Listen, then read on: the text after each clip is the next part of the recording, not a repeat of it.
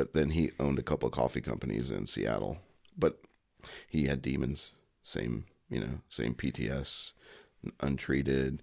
He'd go through bouts of alcoholism, drug abuse, and then he'd lose the company.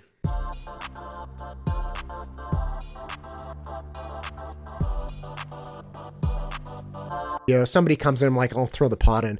But when I get real coffee and I can like French press it, oh, it's the best. Yes. Yeah. Yeah. I never even drank coffee. And so, bro, you own a coffee company. Like, right? What do you mean? Yeah. No, didn't drink coffee. Didn't like it. Not until I drank this coffee. So the guy that helped me found the company, he'd been roasting coffee for like 20 years.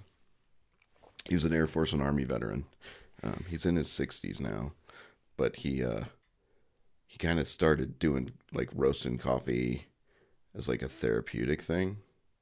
And then his coffee was so good, he started researching beans. And so he's been researching it. He's been into coffee for decades. But then he owned a couple of coffee companies in Seattle. Well, Walla Walla. And then another place in Washington. But he had demons.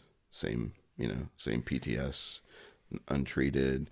He'd go through bouts of alcoholism, drug abuse, and then he'd lose the company and go under. Then he'd move, start another one, do the same thing. And so he moved to Idaho. He left all of his coffee roasting equipment in Washington in a storage unit, moved to Idaho, thought he was going to get his shit together here, and then everywhere we go, there we are. Problem follows you if you don't deal with the actual problem. And so he tried to, I don't know how long he stayed sober when he moved here, but it didn't last. He ended up getting a felony DUI, getting into Veterans Treatment Court. That's where we met. And so for 2 years, we were in that program together, about 2 years, I think. So it was about 21 months-ish that I was in there. But anyway, he would joke around because he would bring coffee in the mornings, and I didn't drink coffee. He didn't like it. He's like, what do you mean? You've never had a decent cup of coffee in your life? I was like, whatever. Coffee's coffee. Yeah. And then he actually got his roaster here, roasted a cup of coffee, and I tried it. I was like, oh my God, dude. Like, no wonder you were selling coffee. This is good stuff. Like, I could drink this. It didn't upset my stomach. It wasn't acidic, not bitter. It's like, let's start a coffee company.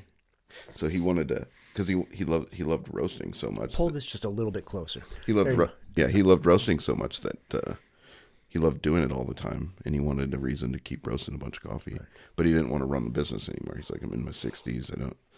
I'm done. I don't want to do it anymore. So I was like, I'll run the business. You roast the coffee, and that's how we started. So, yeah. So when we started this thing, I didn't know anything about business, and I didn't know anything about coffee. That was 3 years ago. And here we are growing like crazy, doing coffee. But yeah, now I drink coffee all the time. God, that's okay. So back up here. Yeah. So he's got all these demons. He moves to Idaho. Mm-hmm. Really falls into another problem because, again, as you're saying, the problems are going to follow you. Yep. Because it's not from what I was never in the service, but from going to the meetings I've gone to and talking with the people I've gone to talked with, it's really clear that people try all kinds of things before they realize it's like there's work that needs to be done. Like, you can move wherever you want, you can divorce your spouse, you can go into the bottle, you can do all kinds of things. But until you get going after the work, nothing's going to change. This podcast is brought to you by MTU Studios. If you're looking to start a podcast or need content for your business or personal use, content of any type, please reach out to MTU Studios. MTUstudios.com. We'd love to help. Nope. The problem's in your head. No matter where you go, there you are. That was like me, because my alcoholism and drug addiction wasn't the problem, which I couldn't wrap my head around that. That was what was causing all the explosions in my life, all the turmoil, all the chaos. Like, it had to be the drugs and alcohol. No, there's always something underneath that. You got to figure out what's the thing under the thing for you. For me, it was PTS, and I was denying that was a thing. So I wasn't fixing the thing under the thing. So addiction kept popping up. Like, I couldn't get a handle on it, and I couldn't figure out why. And it wasn't, we call it, you got to get to the point where you have the desperation of a drowning man. Where you're like, okay, so I've tried doing it my way. I can't fix this. No amount of willpower is going to help me. Show me. Somebody please show me.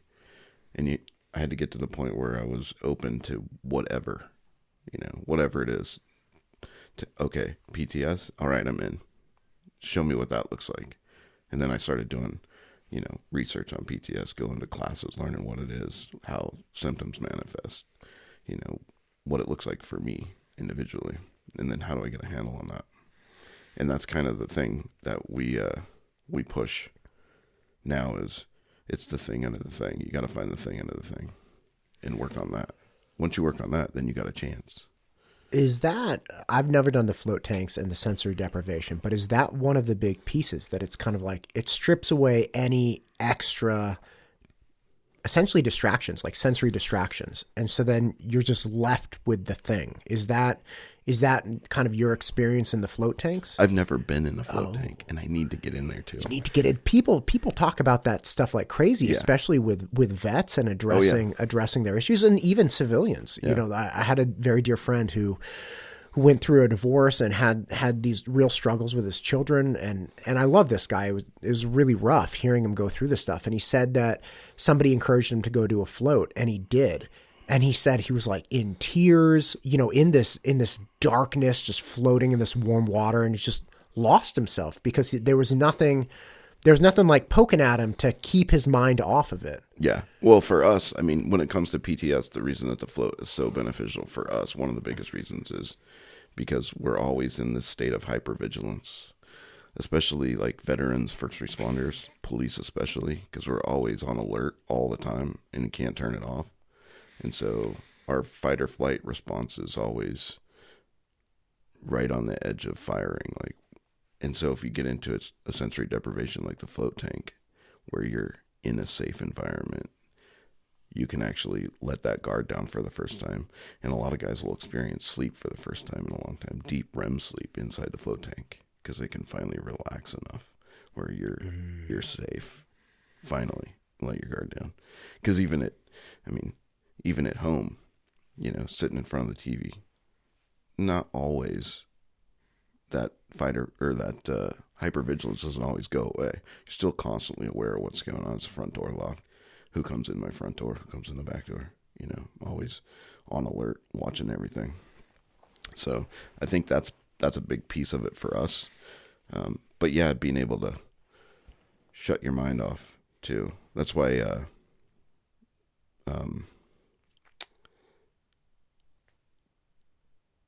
meditation is such a big deal for us. Like I just started learning how to do that when I went to Save a Warrior.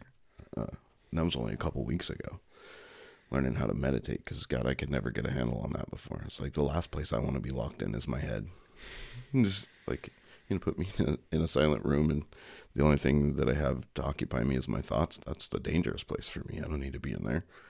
But learning how to turn that off, like that internal monologue, being able to close it out. And so that was one of the big things that I got from the Save a Warrior program. Gotcha. Being able to shut that off. When you started confronting your own, the thing under the thing, right? What was the first step for you? Because I think when people get to that point, and again, I've heard peer support people talk about this, when people get to that point where they realize they can't fix it, if they don't have access to help quickly because they realize it's now bigger than them, they don't have a shot by themselves, and they need something or someone there quickly, or else it's kind of like, okay, this is bigger than me, I can't do anything about it, this is terrible. That's when things spiral out of control. Oh yeah. So for you, what was your first step? Like when you realized, hey, look, I'm kind of at the end of my capacity here. I'm, struggling with drugs, struggling with alcohol, a slew, everything that comes along with that. What was the first step for you? The first real step was acceptance for me, is that I don't have the capability to fix this. It's bigger than me.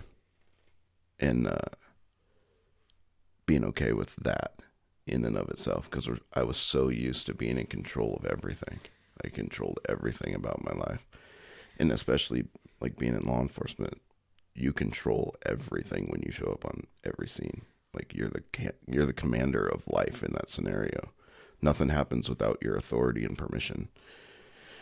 And then you take that same mindset home with you. So then same in my household with my wife and my kids. Like I'm the supreme commander in that. Like I'm controlling everything. And so for me getting to the point where I can't control this, I don't have the capability to fix this. For the first time, I'm going to have to rely on someone else to show me the way. That was a huge step. Like that was the first real step towards progress for me, was I don't have the ability to fix this myself.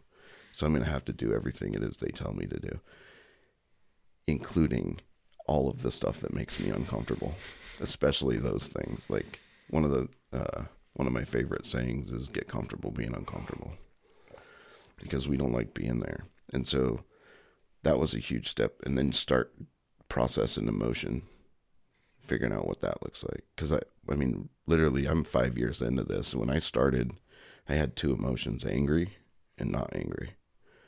That was it. Like there was no other emotion coming out of me. Not empathy, not love, not compassion, not sadness, none of that. Just anger and not anger. And so being able to, identify what the real emotion was, because I'd just turn everything into anger. If it made me uncomfortable, it would come out as anger. Sadness, grief, like that was all coming out as anger. Frustration, anger, all of it. And so figuring out what my real emotion was, and then embracing that, talking about it, explaining it, describing it, that was a huge process for me. As simple as that sounds. Like I had to learn how to process emotion again. So yeah, the first step for me would be acceptance. Like that I can't do this. And now I'm going to have to listen to what it is they tell me to do and actually do those things, not half-ass it or manipulate you into thinking I'm doing it when I'm not really doing it. Because that's not going to help me. Right. So once you kind of accepted you were going to need help, who did you reach out to? What were the first steps? So I was fortunate in the fact that when I hit bottom, it was with a pair of handcuffs. And so when I got arrested, I spent probably the first month after I got arrested in denial, thinking that I'm going to be able to manipulate my way out of this, because I'd been doing it for so long. Like, yeah, everything will be okay and I'll go back to my normal. Once I realized that that wasn't the case, everything was I had exploded everything so profoundly that there was no coming back. Okay, so now we gotta figure out what the next step is.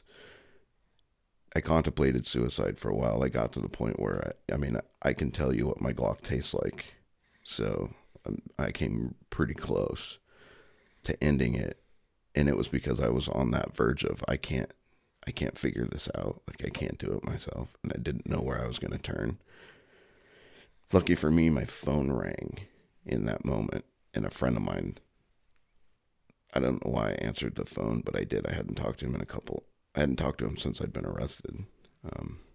And he hadn't heard about it until then. So when I talked to him, he was able to put it away. And to this day, I couldn't tell you exactly what the words he said to me, but it clicked for me that I didn't have the ability to fix me.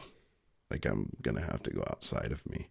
And so lucky for me, I had an open invitation from Ada County prosecutor's office to get into Veterans Treatment Court in Ada County. So that was my first step, where I would just, okay, I need some help. Fighting this charge for me isn't going to do me any good. I'm going to have to start owning my shit. So I went in, accepted a position in Ada County Veterans Treatment Court, and that was the first step for me. It was full of counselors and other guys going through it, mentors, And they were able to grab me and go, okay, like, we've been there. We made it through this. You can too. This is how we did it. And so I went from Ada County Veterans Treatment Court and the counselors there to the VA on my own, and got into the VA's PTSD classes so that I could learn what PTSD really was, what it looks like, how it manifests. And I started doing as much research into PTS as I could, because I'm a big knowledge guy. Like, I always think I can knowledge my way out of the problem, which I learned in this particular instance I couldn't. Like, no amount of knowledge was going to fix it for me. I had to do the work. But it helped me gain some clarity about what the problem was and how to go about it. It actually helped me see that I couldn't do it on my own. Like, I didn't have the capability to do this. So I'm going to have to learn baby steps, which started with, how do you process emotion? What does it really look like? Get vulnerable. All those things that we never tell anyone, that we stuff, how we don't talk about sadness and grief and loss and weakness. Like, I had to get over that and start working. And okay, when I'm sad, I need to talk about it and explain why that is. And I can do that today where I couldn't do it before. So the Veterans Treatment Court was a big first step for me. But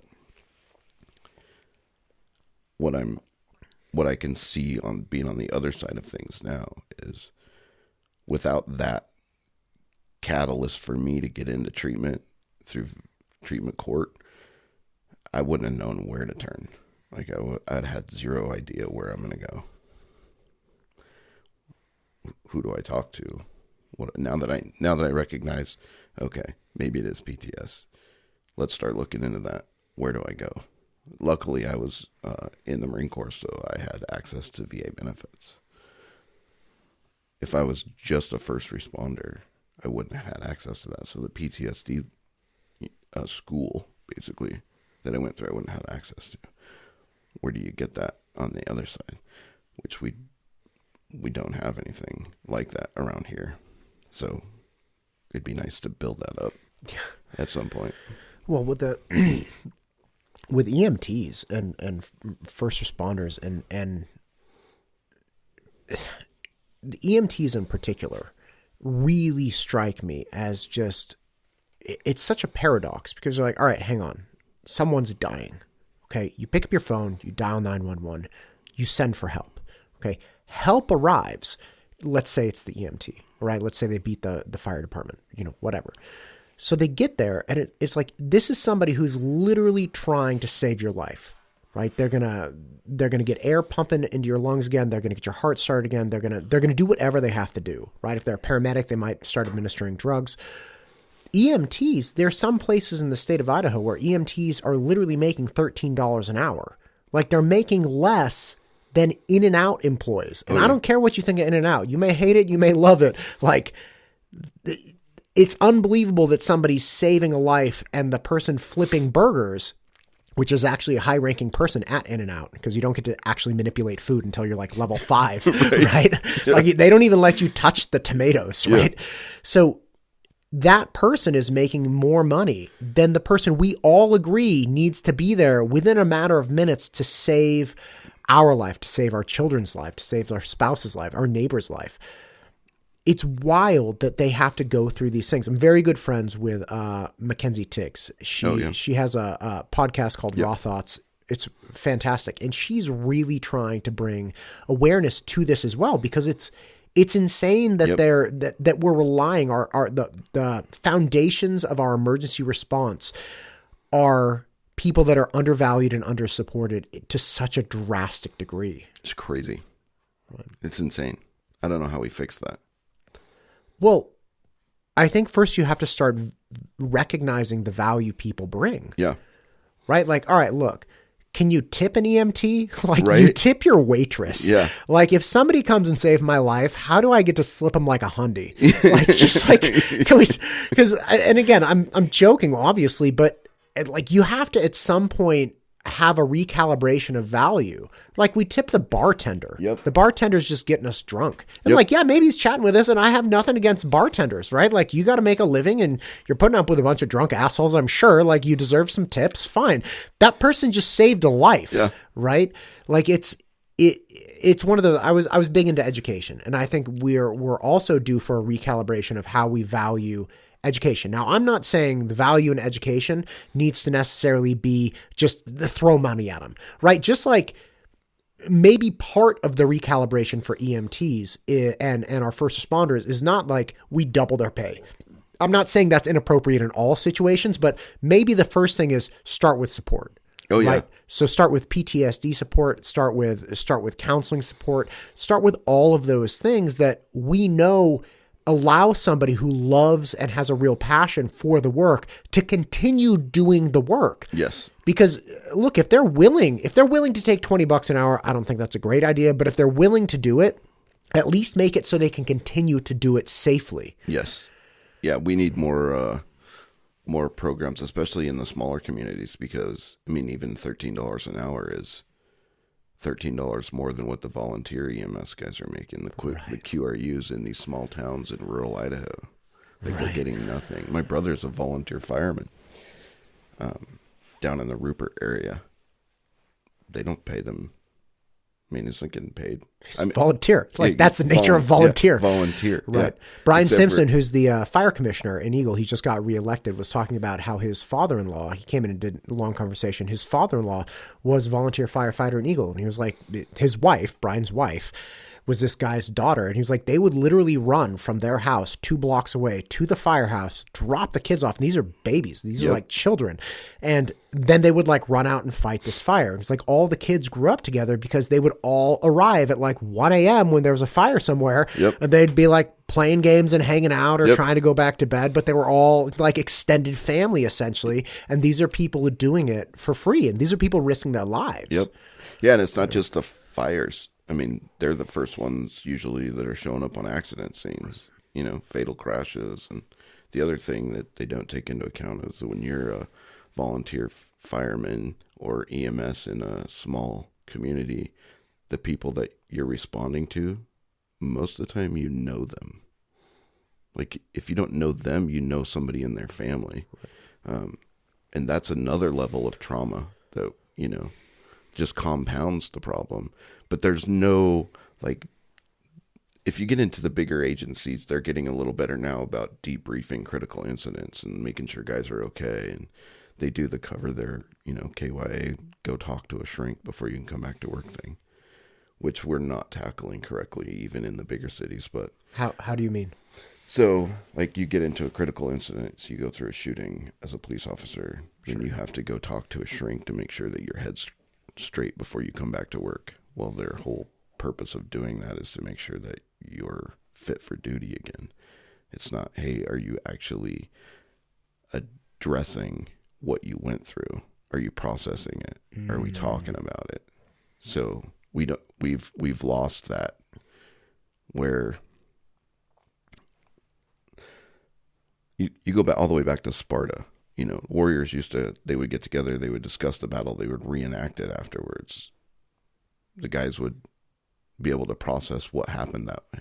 They would go through and reenact it as the enemy instead of their side, so they could, you know, and it reestablished that empathy for human life that we don't do now. Now you get back off deployment, or you EAS out of the military, or you retire, or you go through a critical incident in the police officer, especially in smaller agencies, and you just go to the next call. We don't talk about what happened. We don't process it. We don't go through the emotions that you're feeling. We don't talk about those. It's just the society that we grow up in now, especially as men. We're not going to talk about that stuff. That's weak, you know. That's feminine, for, you know, lack of a better word. And we have a really bad track record of doing that, and it just compounds trauma on top of trauma on top of trauma. And it's like a pressure cooker. You can only put so much in before it's going to blow without a release valve. And we need to start implementing that release valve into these agencies and the military when you get out. And we just don't do that. So that's why a lot of these programs, once you've got, like, you get to the point where your entire life is falling apart. You're addicted to drugs. You're an alcoholic. Your family's left you. You're homeless now. Okay, now I got to get some help. Let's start rebuilding all that stuff. Well, if we could have caught it way earlier than that, you know, and process these emotions and go through and let you know that it's okay to feel as a human male, you know, or a first responder or a veteran. It's okay for you to feel those things. Let's get them out, talk about them. That's normal, but we don't do that. Do you, when you reflect on your earlier self, do you think you would have been receptive to somebody coming to you and like, hey, Jared, you've been through some shit. Why don't you come talk to me about that? If that would have been the standard operating procedure when I started, then it would have just been normal to me. This is how we do things. If you'd have caught me 5 years after I started my career, 2 years after no, absolutely not. It's already ingrained in me that we don't do those things. And usually the guys and gals that you're looking up to and emulate the best at the job are the ones who don't process emotion at all. They don't have any. You're usually the grumpy old guys sitting in the back of the room that don't talk to anybody, you know, and you're afraid to talk to because they're so gruff. Right. You know, but that's the guy you want on your six when you're kicking the door in, because he's really good at doing that. Processing emotion, not so much. And those are usually the ones that end in suicide, because it's so ingrained that I don't need anyone. I can do this on my own, which we just can't. My father-in-law, his dad flew planes, bombers in World War II. And he was a young guy when he did it. I think he went in when he was like either in his late teens or early 20s. So, I mean, young guy, right? Yeah, kid. Yeah, just a baby. Yeah, a kid. Just a fucking baby. Right. So he comes back, and apparently when they got back, there was a priest on the base that insisted, like it was like you couldn't avoid him, but he insisted that he talk to every single person who got back at length. And I mean, we're talking in the 40s before people really, you know, the term used to be shell shocked, right? It wasn't PTSD. It was like, oh, you're shell shocked, and people didn't really understand how to deal with that. My grandfather had really bad PTSD as well on my dad's side from World War II. But it seems that there was wisdom in generations past where it's like, look, people need help processing this. They're not going to be able to successfully integrate back into society. Yeah, we can put them back in society, but they're not going to integrate and be able to establish themselves again as contributing successful people. What was that transition away from that? Was it like the Vietnam War where people didn't, where there wasn't, Vietnam seems to be such a conflict, not just from a military standpoint, but from a societal standpoint. It's like, do we support them? Do we not support them? Like, what about how do we deal with somebody with, like, say I don't like Vietnam and I don't think people should have gone over, and I don't like vets who signed up, but like, how do I deal with a person who got drafted? Like, it wasn't even their choice. Like, do you think that was a turning point in the way the country viewed vets and supporting them? Yeah, I think, it was probably a little bit before that. And I think, I mean, I'm not a historian by any means, but Vietnam did not help, because ugly shit happens in war, right? Ugly shit happens. Women and children are killed. It happens. When you just imagine coming back from Vietnam, where they're spitting on you when you get off the plane just for being there. And now you would expect them to come back and open up about women and the death of women and children at their hands. Because you really got to talk about that and process it, get it out of you before you can heal it. I'm not saying that to anyone. especially not with the, you know, America hates you already just for being there. And then they find out what you did, even though you didn't have a choice. Really, it's a you or them situation. Yeah, we were not in a position to help those guys adjust back into society.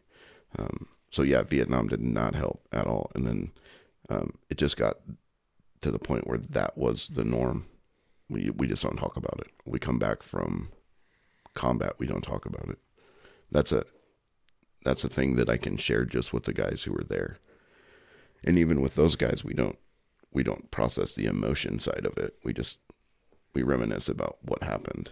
It was, you know, dark humor and satire, but we're not going to actually get to the nitty-gritty and address it. Right. However, typically in those groups of men together, that's where you're most comfortable. You know, that's where the one place that your life's not spinning out of control is your relationship with those guys. But you get separated from them and you lose that sense of community that you had. So now I'm on my own and ashamed of all the things that I did, because that's a big part of PTS is the guilt and the self-worth issues and the, you know, I'm not worthy, the guilt of the things that you did. What could I have done better? Those I couldn't save. I just wasn't enough to do more. I could have done more. Like we beat ourselves up so bad about all that. It's not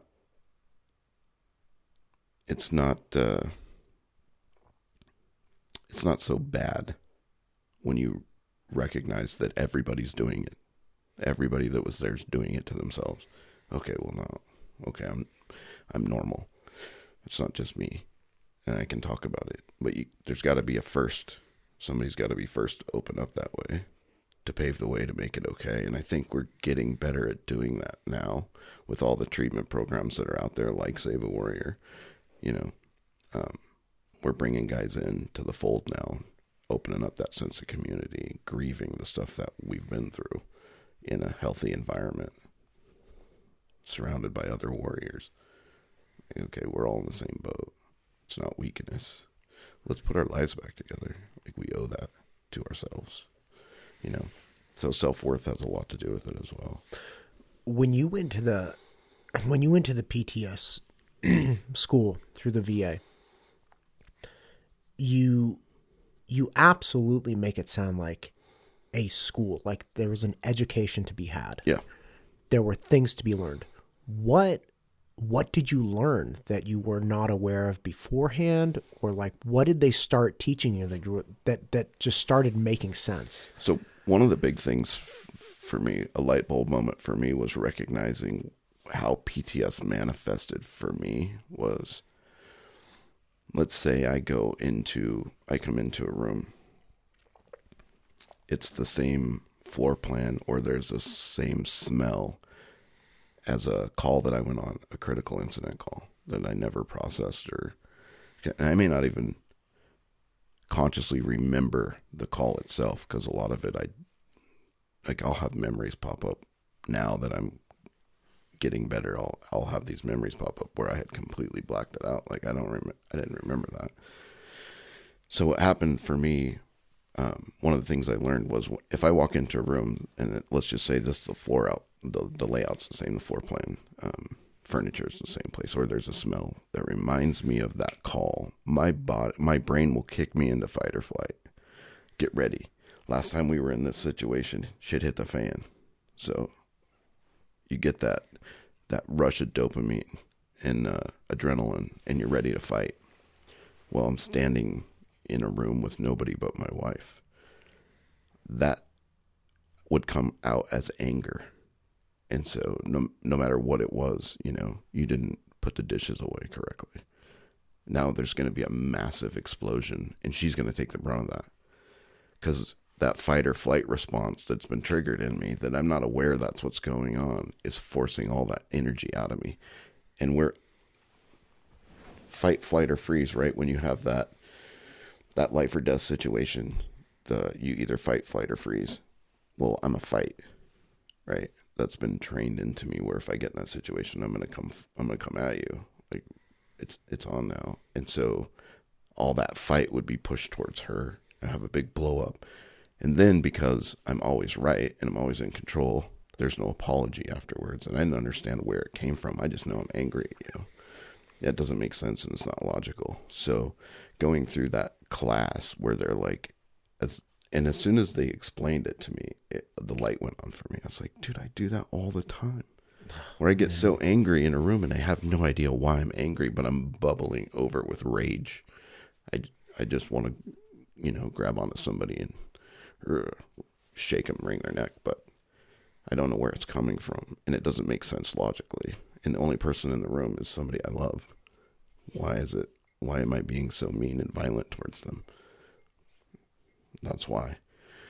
So, and it's because the way our brain works is a normal person can take an incident like that and file it as a memory. So when it comes up, the emotion doesn't come with it, just the memory comes. Well, for us, it gets filed as a warning, not a memory. So next time we are in that situation, your brain kicks in. Hey, it's time to go. Fight's here. But I don't even consciously recognize that's what's happening. So I don't understand it. That was a big light coming on moment for me. So that was one of the big things that I learned going through there. It's like, hey, so now the next time, and it's a process. So I didn't catch it. You don't immediately go, okay, and I recognize that's what it is. I can shut it off because you can't. But if I can, when it happens now, I can recognize that it happened, apologize for my blow up, explain what happened, and then I can start processing, okay, what's the memory? Well, what is the warning that was triggered? And if I can remember details of the call, then I can actually start talking about it, get it out of me, process it, refile it as a memory instead of a warning. So as it is, it's just this just supercharged thing that will never run out of energy. Right. It'll never exhaust itself because it's stored away in like this insane Tupperware. It's going to stay fresh and right there. So every time it just gets cracked open a little, you're right back in it. Yep, right back in it. Just like you were there at the beginning. Your brain doesn't recognize a difference. So essentially what happens is the process, it sounds like then. So you have this explosion. Before you recognize what's going on, you just have these explosions. You don't know why. It is what it is. Mm-hmm. So now you can't stop that from coming. But in retrospect, you can be like, hey, this is what it was. And I think it's from that time that this thing happened. And then for you, it's like you got a hold of it, right? So now you can pull it out of this dark corner, bring it into light, expose it for what it is. It's this horrible traumatic memory that's very hurtful and upsetting and whatever the emotions are that go along with it. But then because it's out into the light, you can now address it properly, essentially disarm it and then stash it away in just a normal box that like I compartmentalize stuff all that. It's like, it's trash memory. Like, I don't really like that, but it doesn't emotionally get me anymore. Yeah, that's basically the best way that I can describe it for me. So yeah, learning that stuff was a huge step, like understanding how it works and how PTS affects me physiologically and physically was a big step for me. So yeah, now I have better tools to do that. And then, just through this whole process, I've gone through, a lot of the service-related trauma, but then you take it even further back into childhood trauma, which is another crazy statistic. Like, you ever heard of the ACE score? No. It's adverse childhood events. So it's basically how screwed up was your childhood, Yeah. But it's a list of 10 questions, and for every yes you answer to a question, you get 1 point. So anything above a 3 is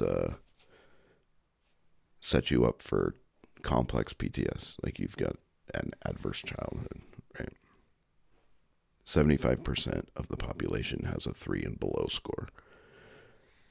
25% of the population is a 4 and above score, which means you've got some PTS going on from childhood.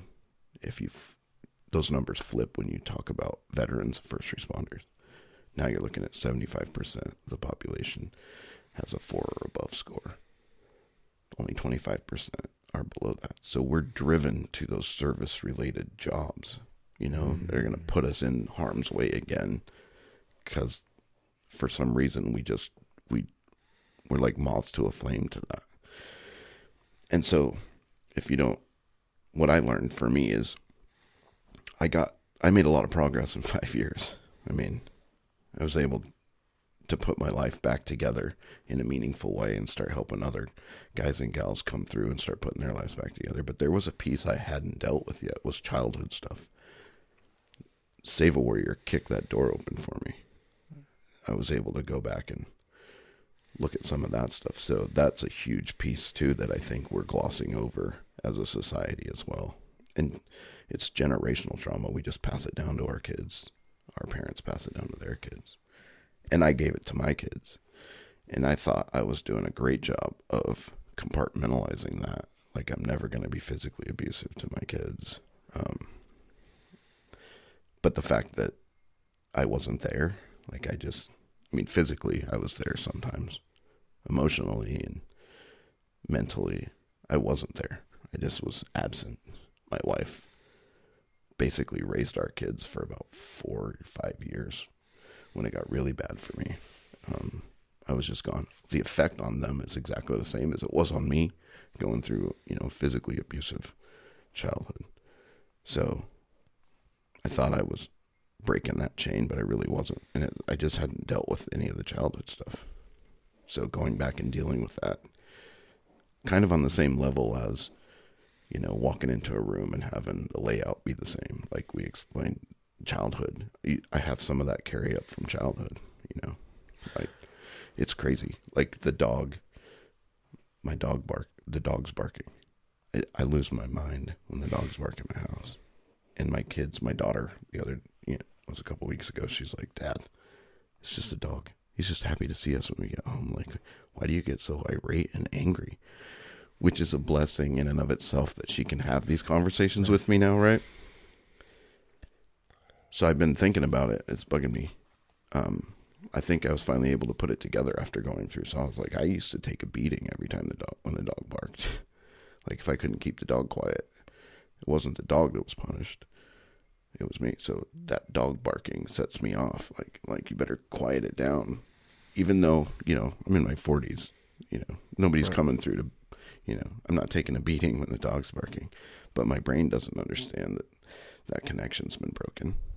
And so I get amped up, get angry, have one of those explosions just because the dog's barking.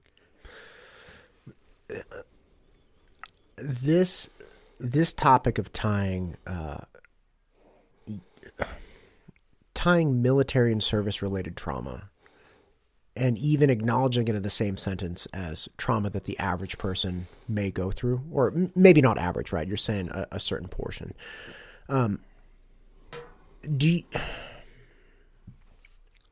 How do you think these things are, like, as somebody who's experienced both of these things, do you think that like civilian, adverse childhood event trauma is on par as far as damage or potential damage as service related trauma?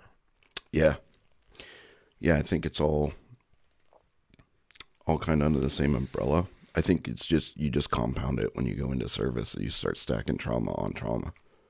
Then it just gets worse. And it probably speeds us up on that timeline. So, and that's why the suicide rate for veterans, first responders is so high.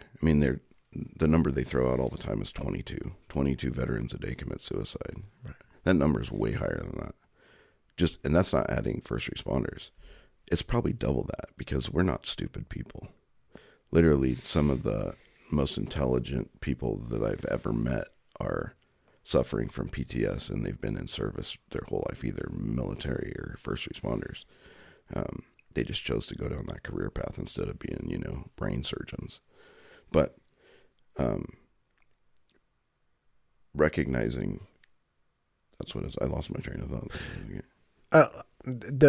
We were talking about civilian PTSD. Oh yeah. So the trauma's the same. We just compound it. But yeah, not dealing with it. They just may not get to that suicidal point as quickly or ever. But yeah, we don't do a very good job of dealing with childhood trauma as a society in general. I have a friend who actually wants to.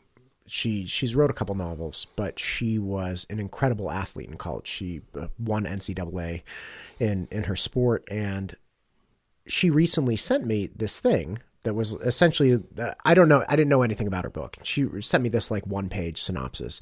She's like, hey, this is a book I wrote. I'm kind of like kicking around how to get it out. I kind of want to start a podcast and talk about it. And I start going through this synopsis. I was like, oh my God, I can't, because essentially she was just this incredibly abused athlete. And the reason it struck me is, and I told her, I was like, and I don't tell anybody this stuff, anyone. But I was like, listen, I'm 41. All right. I probably wake up twice a week at 2 or 3 a.m. with a nightmare about my time as an athlete in college. And I'm 41. And I instantaneously am this 18-year-old getting the shit kicked out of him by these like barbaric coaches. And it's just one of those things that I can't. It's amazing that she sent me that thing on that day, because I was dropping my kid off at school. I'm like, dude, you got to see, like, you got to get ahead of this, because it's not getting better. In fact, as I get older, it gets a little bit worse every year. And I can't shake it. I have these dreams, and I wake up and it's not like, oh, bad dream. I wake up like rotten on the inside. I'm there. It is alive in me again. Mm-hmm. And I won't sleep the rest of the night. It's like and then the next day it's like, I'm running off 4 hours of sleep. Yep. This thing has been eating away at me for hours and hours and hours. And I think about, like we were talking about, and again, I'm not saying my experience was analogous to going to World War II, but it has affected me so much that it shakes like the foundations of my self-perception. Yeah. And I think about the 18-year-old me and think about like what the adults in charge of me were doing. And we have this amazing separation, this, especially for athletes. It's like people that are drawn to college athletics, especially at like a D1 national champion level. And I won the national championship in rowing when I was in college. But it's like, if you saw a 17-year-old getting abused by a coach, like a high schooler, you'd be like, whoa, right. What are you doing? Stop right. Like adults would intervene. Yep. They would intervene. And you have, especially successful 17-year-olds, you have all kinds of adults surrounding those kids, because they're like, look, this kid's going somewhere. Let's make sure, they get there. Because they know that the 17-year-old is a squirrely little 17-year-old who doesn't know anything, right, and can't, make good decisions. Well, 6 months later, you ship them off to college at the hands of you don't know who. Who knows? And now you never see them. And by the way, we're stepping up a level. So yeah, look, kids call home and they're like, hey, it's really tough here. And parents are like, yeah, it's life. What did you expect, right? You have no idea that the coach is threatening to put an AR-15 at the kid's head. You have no idea the kid isn't sleeping anymore. And of course, all kinds of things happen when you go off to college, and, you're kind of like having a good time. You're kind of brushing under the table, but it's almost like I look back and it's like, oh, the times I was drinking in college, I was trying to cope. Like I wasn't a big drinker in high school. Yep. And I wasn't a huge drinker in college either, but I can tell it's like the stress that 18-year-old went under was so catastrophic, and no one was paying attention. Like my parents didn't know what was happening. They weren't like calling me every Sunday. Right. How's everything going? And this woman that I was speaking with, my friend, like I think she lost a kidney. She had a friend who had like a full-blown heart attack. And you think about this, like, could you imagine the abuse an 18-year-old would have to take to literally cause cardiac arrest? Right. It's like, that's the level of trauma these people are going through, and no one's talking about it. We, of course, see very popularized versions of abusive coaches. Like, what was that guy, Knight? Yeah, Bobby Knight. Yeah, Bobby Knight. Yeah. Throwing a chair, all kinds of things. That's like What do you think he was doing when the camera wasn't on? No kidding. And he's right. The problem is he's winning. Oh yeah. So we're going to ignore that. Oh, the ends justify the means. Yeah. 1,000, and we glorify these coaches. Like nobody knows the players that won the championships. We only look to the coach, and all of the accolades, all the people are like, "Oh, you're doing great." Like this is so, and you're some impressionable 18, 19-year-old. Oh yeah. You know, and no one knows. I've spoken to a few of my friends too who went through the same thing. Obviously, my dearest friends for the rowing team, and it takes a while. But if I prod them, like these are grown men in their 40s, and they will fall into tears. Yeah. Like it is because we don't talk about it. No, and I never even talk about it myself. Yep. And here you are. The only reason I thought to say it is because you seem to be someone who recognizes that it's like, look, trauma's trauma. Yep. And you can tough talk me and be like, what, were you in war? No, I wasn't in war. I was not. Absolutely not. Your brain doesn't know the difference. Right. The 41-year-old Matt still wakes up at 3 a.m. thinking that he's the most horrific piece of shit the world has ever seen. Right. So when you talk about self-loathing and shame, like the shame I have for myself and looking back, it's like you were 18. Yeah. Just like doing everything you could. Why, as a 40-year-old, do you have shame? You know what's interesting about that too? Looking at specifically athletes, the upsetting thing is it's not sport. It's not sport in general. It's not coaches, because the only reason athletes go through that is most likely because they had a coach that did believe in them. Yeah. So they get lulled into this belief in themselves by the greatest coach I ever had. I was 14 years old. It was a wrestling coach. I was a horrible wrestler. Right. But this guy changed the way I viewed myself. He made me believe in myself, and I wasn't even a good wrestler, but he would beat the living hell out of me and then like pick me up and dust me off and like get me back after it. And I think a lot of athletes have those experiences where they chase after that boost again, and they chase after those accolades again, even when they were bad at what they were doing initially. It could be like a childhood. It could be when you were 9 years old, you had like a basketball coach that made you believe in yourself. Yeah. And now you're 20 getting the hell beat out of you and nobody knows. Yep. Yeah. And it's crazy in the way we've built our society and the fact that that's acceptable. Right. They're like, well, they were the athletes, you have some tough coaches. Yeah. Yeah, it's crazy. Crazy the way I know my oldest plays football for College of Idaho on a scholarship.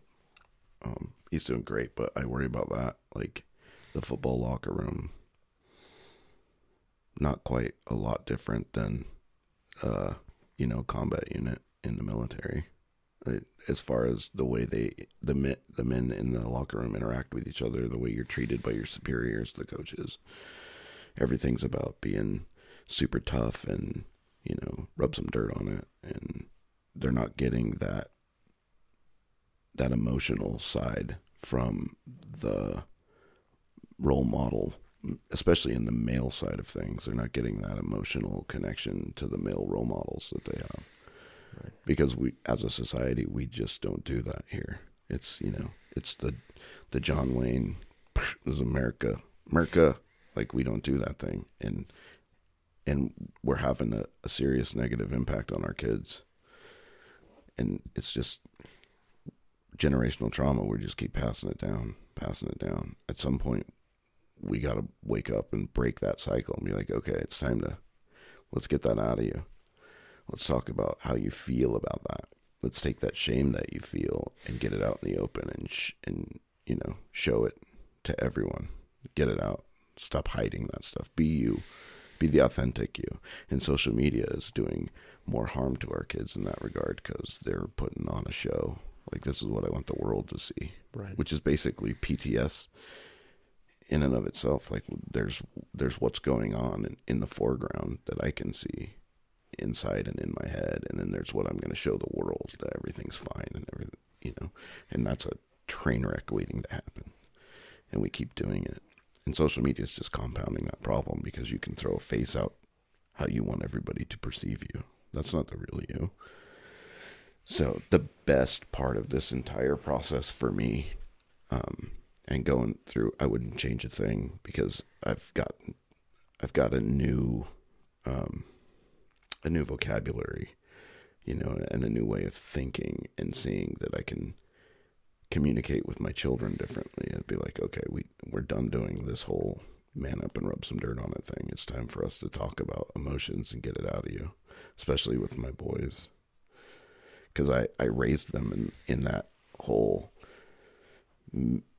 male macho bullshit society that I was, you know, that I grew up in, where we don't talk about emotion, we don't process it, and we don't show weakness ever at any cost. Well, that's not healthy, not as humans. We're social creatures, you know, we need that interaction, and we've got to have a balance, you know, empathy, compassion, as well as aggressiveness as males, you know. Yeah, so, capacity and again, I have no problem with sport or capacity for aggression. Like I do, I'm big into Brazilian Jiu-Jitsu. I've been a black belt for almost a decade now. Like I love teaching people. I love helping people. Like it's the number one thing. Talk about community. I was sick last week and I wasn't able to go train because you really can't.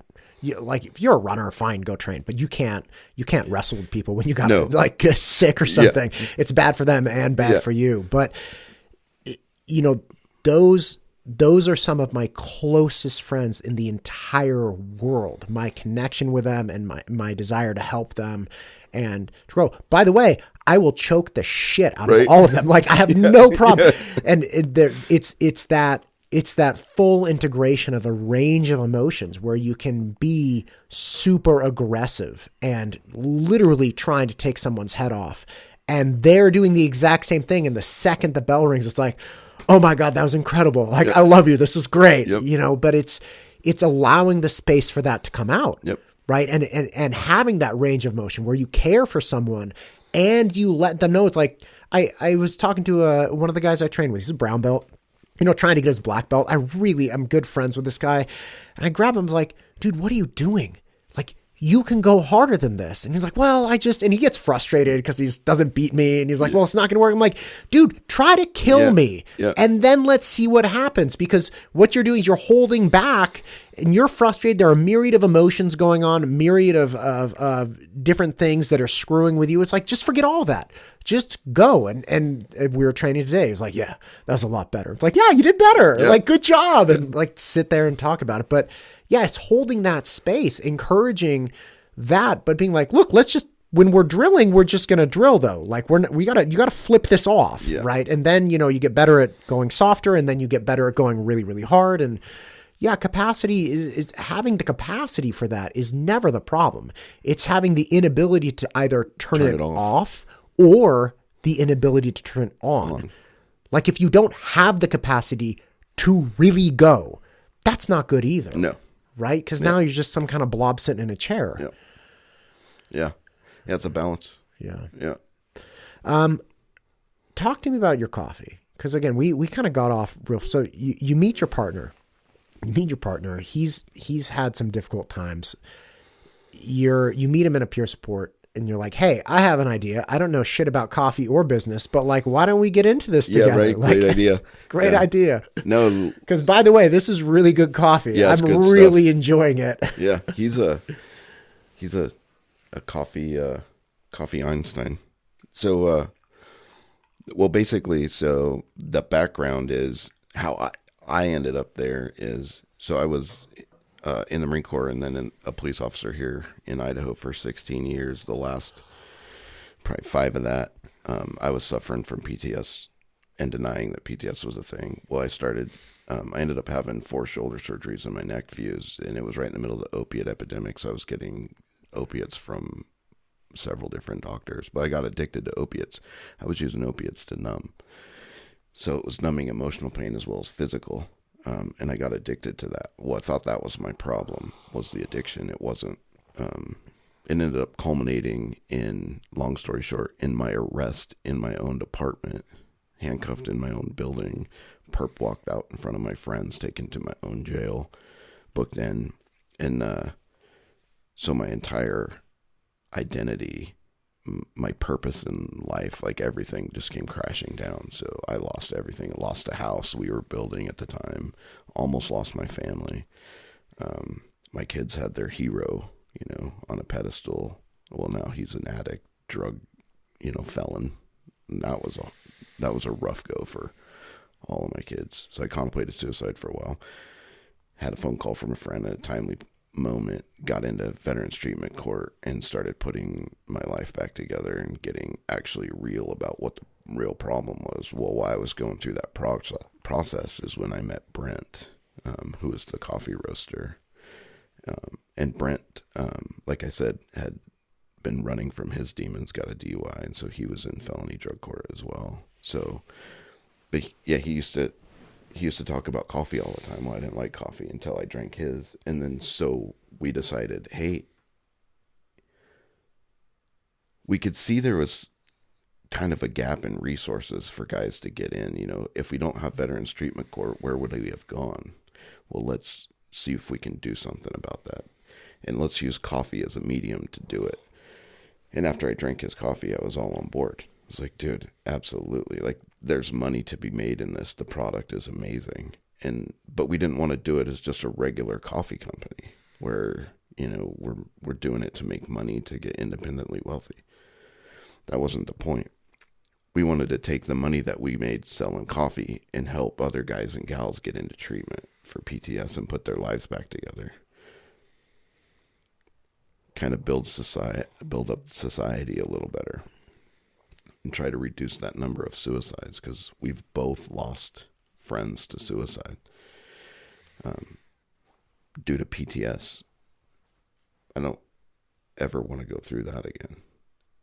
And so if we could take the amount of money, let's say we could get half as big as some of the great big coffee companies that everybody knows the names of. I won't mention them. But if we could take the money that they're making from selling coffee, and our coffee's actually better because we're pickier about the beans that we use. But if we could sell and make that much money, and instead of paying the CEOs and the CFOs and the executives multi-million-dollar salaries every year and spending, $100 million a year on advertisements and things, we take that money, we could pay for every single veteran, first responder, EMS, fire, police, like whatever, ER nurses. Like, we could pay for everybody to get into treatment, so that financially it's not a hurdle anymore to get there. Because that's one of the biggest hurdles for guys getting into treatment, because the sad reality is the government is not doing this for us. There's no free Save a Warrior. There's no free Save a Warrior for that the VA puts on. Like, they don't have the capability or the resources to do that for whatever reason. So it's all done by nonprofits. Well, that takes money, right? So even though, like, for me, there was a massive grant for and Save a Warrior does a great job of raising funds for guys to come through. So my seat was paid for, but getting there wasn't. Well, if I'm a homeless veteran with no income and I'm trying to put my life back together, I can't afford an $800 plane ticket to Cincinnati and back. How am I going to do that? Pay for a hotel to get there? I'm out of the game already. So what if that wasn't a hurdle for somebody? Those are the things we can do. And all people have to do is drink great coffee. You're already drinking coffee. You're already spending that money out of your budget on coffee. The only difference is whose coffee you're drinking.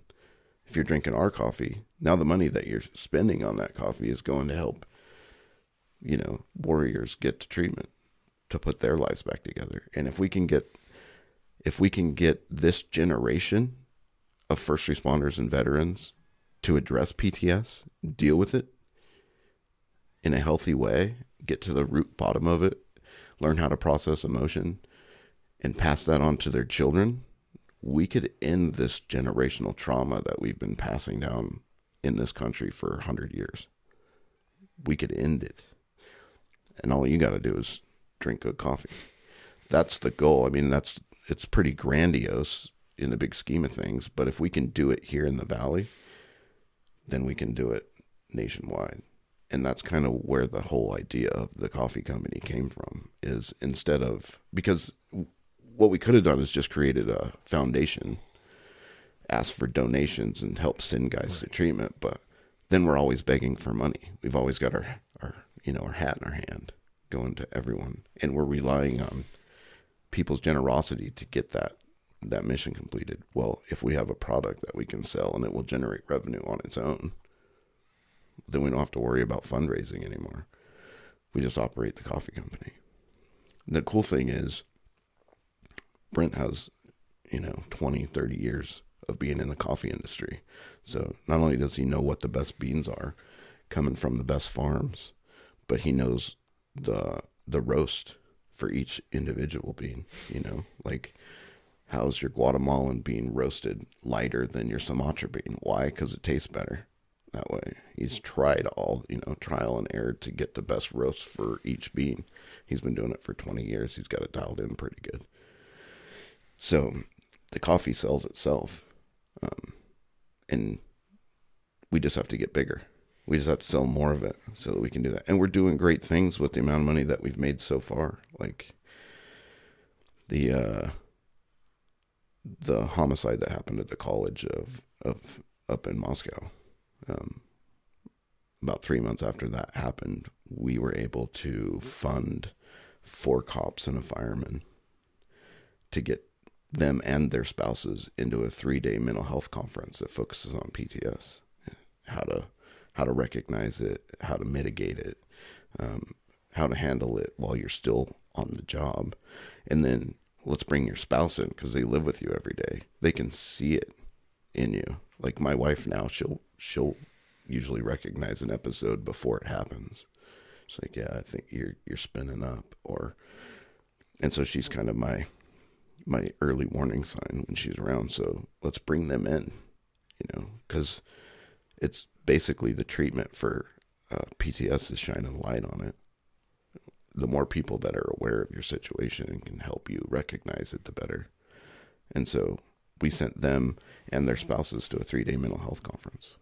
And we got some feedback from one of them that was like, this might have been life-changing for me. And now my wife's on board, and she can help me. And then we got a local police officer here in the Valley. We got him a PTSD service dog, trained up from a puppy. So he'll have his own PTS service dog. And he's still compounding, trauma, dealing with it, helping him. And then we help, we've flown a few people to treatment to get them into treatment because they couldn't afford plane tickets, or hotel rooms. So we do that too. So we've been able to do quite a bit with just the money that we've raised so far, and we're barely getting started. God, man, that's beautiful. Yeah. And I love the sentiment, which is like, look, let's take this out of the hands of just the philanthropists, and let's take it out of the hands of the grant writers. Let's take it out of we have to rely on people being generous. Yeah. Let's bring value. Let's bring value with a product, and let's put actual value, boots on the ground, actual value with the profits of it. Yep. Yeah. And then if we can get, the goal eventually is to have the guys roasting your coffee, the guys bagging your coffee, and the guys delivering your coffee, they've all put their lives back together. This is part of their process, because part of your treatment is that community, right? Being involved, so we can bring them into the Zero Dark 30 community in the house. So not only are you, responsible for, Veterans Court or wherever you're at, your treatment, your counselors, your the guys that you're going into meetings with, but you're also accountable at work because we're all on the same path. And so we're also giving them employment, a leg up. Nobody's going to get filthy rich here, so this isn't like a career job, but we can use this as a stepping stone. Right. And help at every level. We can help somebody. Right. Which is, there's no downside. At least I can't see one yet.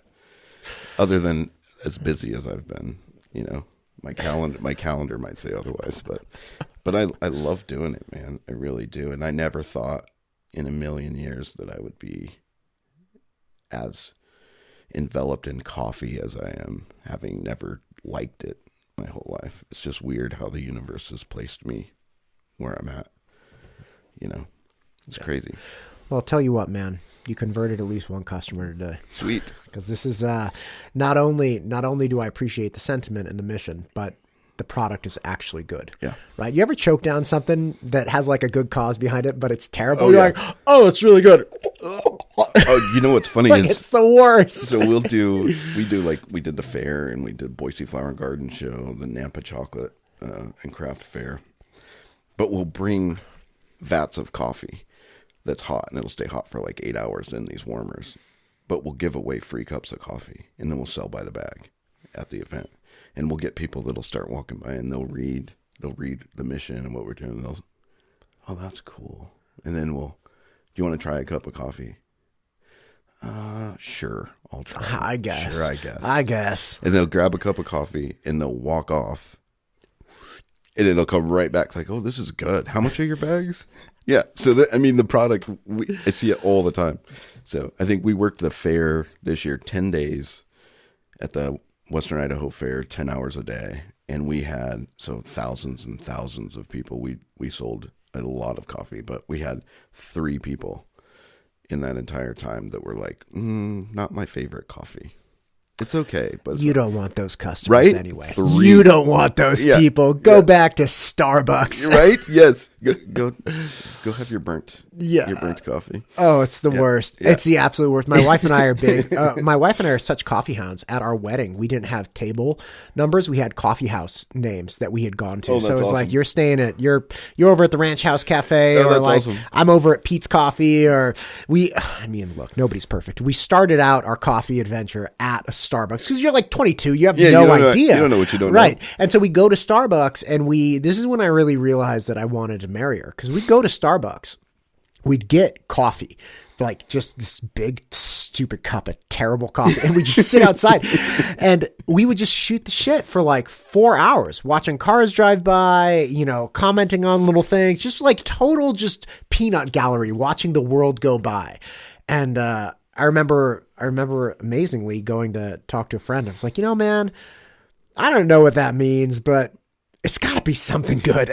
And then that was our thing. Like we spent so much time together drinking coffee and engaged in, caffeinated, banter. Yeah. And, man, it was so fun. So like coffee and me and my life, we have a really close relationship. Yeah. It's like that with a lot of Americans. Like we're a big coffee country. I think we drink more coffee than anyone. Well, I'll tell you what, man. My dad wants to meet, because he makes this coffee that he's like very proud of.